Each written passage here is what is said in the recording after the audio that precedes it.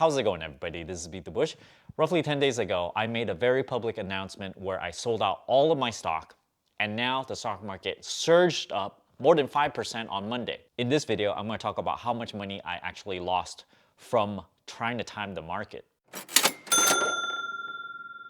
Before I begin, there's an exclusive Weibo promotion going on for May 21st. If you sign up, you get one free stock. If you deposit $100, you get another free stock. The additional promotion here is everybody that signs up on that very day is going to get a chance to win an additional stock. So this is the third stock that you can get just for signing up for an account and depositing $100. Not only will you help yourself by getting some free stock, you will also help benefit this channel. Check out my referral link down in the video description below. Now let me talk about the majority holdings I have held right before my sale on May 8th. I held quite a lot of IXC, which is a global energy stock. They hold a lot of oil stocks within this ETF. On May 8th, I sold the majority of it for $19.66 across 3 retirement accounts. So I have to go in one account, sell it all. I gotta go to another one, sell most of it, etc., etc. And then I had a small amount of it remaining that I did not sell until the following Monday. The following Monday, May 11th, it was at $19.71. Right this moment, IXC is at $19.60. So you can see that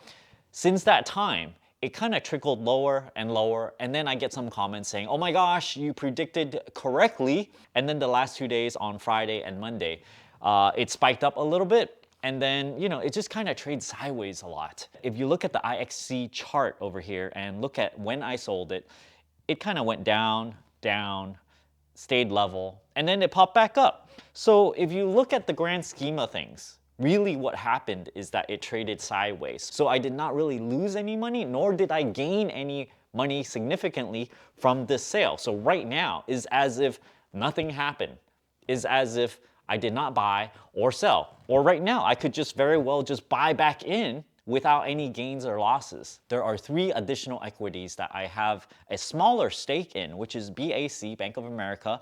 I sold it at $23.38. Right now is at $22.51.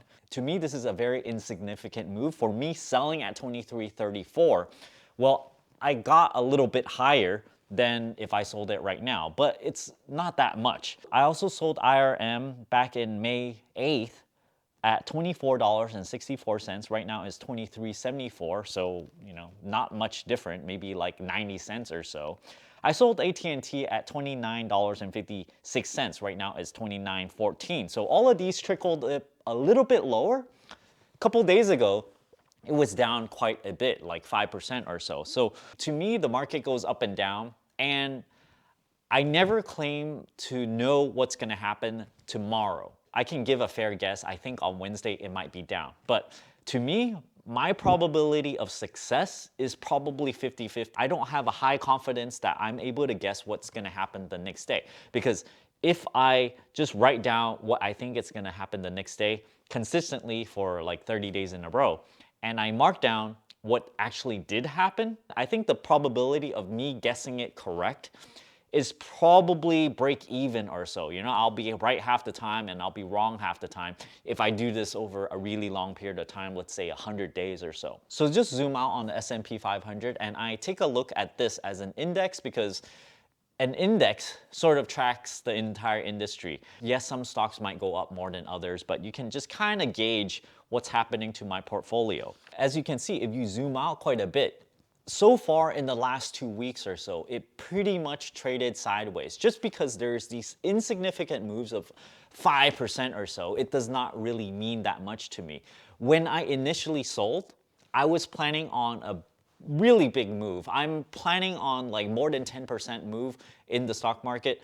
And if the index went up more than 10%, or if it breaks the all-time high on the S&P 500, this would mean it has to go up above 3,380 or so, about 450 points from the current pricing of $2,950. If the stock market surges beyond this, then I would make a video and I would actually admit that my sale was incorrect. Before this happens though, you have to wait weeks for something that I'm trying to predict to play out. So the fact that I have roughly 25 to 30% of the people looking at my videos and commenting very, very quickly saying, haha, you lost money, goes to show that many people are actually trading day by day. Everybody has their own cadence to how often they want to trade. Sometimes you have these high frequency traders, they trade by the millisecond. This will work because it's kind of like a natural world. You can zoom in as much as you want,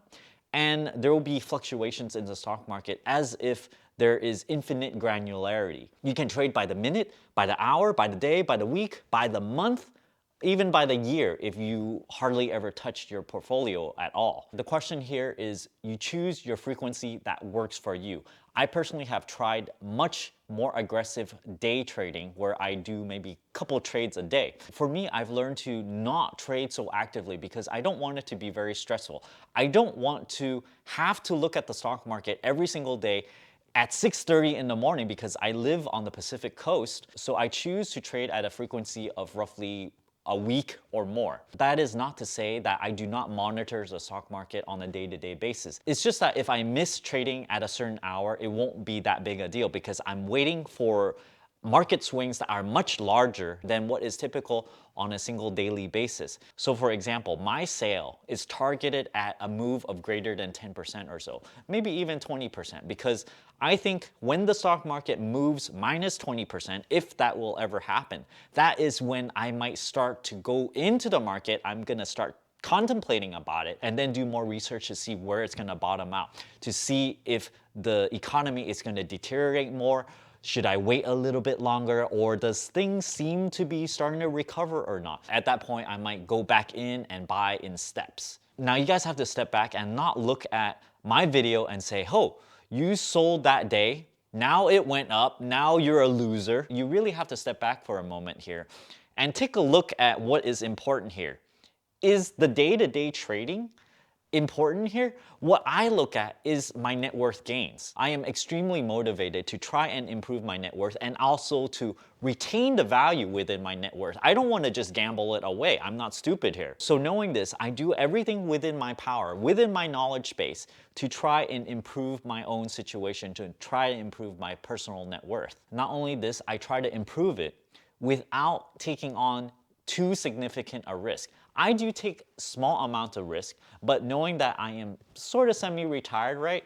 My risk profile is definitely a lot more conservative than someone who is gonna stay invested for a much longer period of time. Although, yes, I personally have a lot of time to invest in, but I don't want to lose my ability to have the option to not work at all. Here is my net worth update. I like to show this chart all the time. By the way, this net worth chart is not to scale. I changed the scaling a little bit so that my actual net worth is not shown. And now I have to mention, if you compare this graph to the last time I showed this chart, it's just a little bit off because at the time my computer broke down and I had to take a backup copy of my net worth spreadsheet and just plug in some estimated number, so you're gonna see a little bit of movement. This chart over here is the exact number over here. So you can see over in 2020, over in March, it actually dipped a little bit because I started buying into the stock market as it fell down.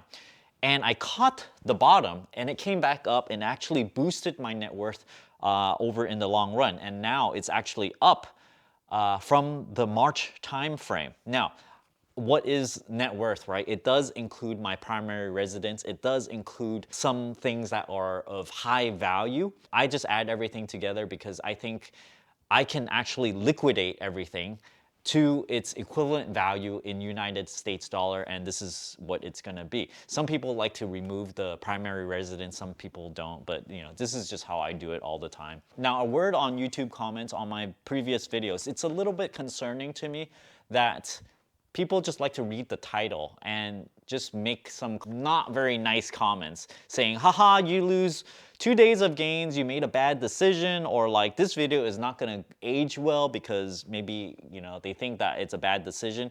Maybe later on, the market's gonna trade sideways for a while and then it finally drops and then people are gonna come back and then go, haha, look, wow, you predicted it perfectly or whatnot. Some comments are actually really good and it even teaches me a thing or two. So all in all, my theory with this is to preserve capital. I'm trying to preserve my net worth here. I don't want it to go away. I don't want to come out of semi-retirement or whatnot just because I'm willing to risk a lot of it in a stock market that could potentially drop by a huge, huge factor. My estimate has always been it could potentially go up 10%, but it could just as likely go down 40, 50%. So why am I gonna risk it? I don't have to risk it because I can perfectly just sell out of the market.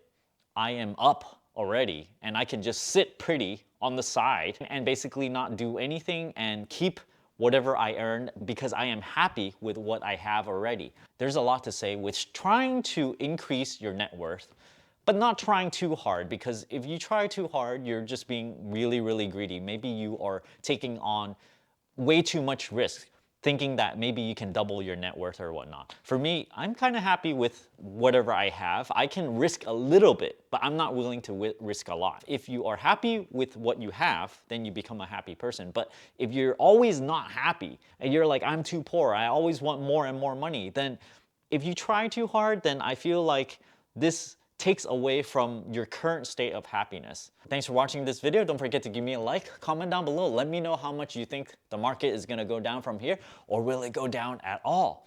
And as always, don't forget to push that subscribe button and ring that bell icon. Thanks for watching.